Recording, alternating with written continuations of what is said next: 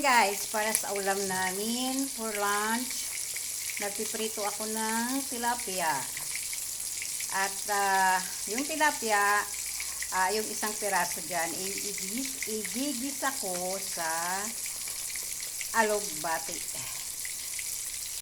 Ayan, ito yung mga sangkap ko sa aking igigisang alugbati. Mayroon akong bawang, sibuyas, kamatis, toyo, at saka yung dahon ng alugbati na kinuha ko sa aking tanim dito lang sa harap ng bahay. O diba?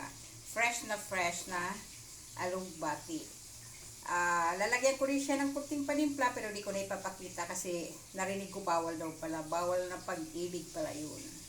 Hindi ko din siya lalagyan ng paminta kasi wala na din pala kaming paminta. So ayan guys, gigisa ko na yung dating kawali lang ginamit ko. So, bali, binawasan ko lang yung mantika.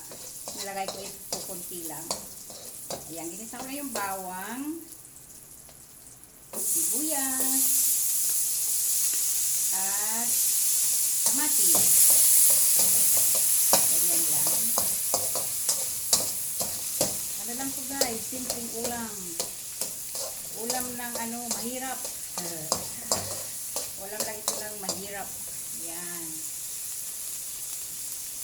Tapos ito na yung pinirito kong isda. Yung tilapia. Yung isa is isasahog ko din eh. Yan, may natira pang dalawa.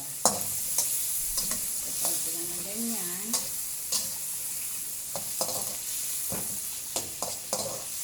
Haluin lang.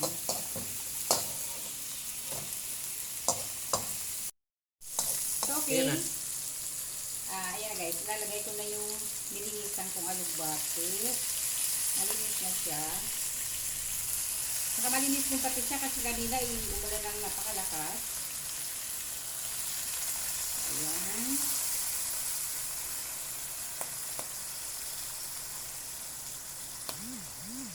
Okay.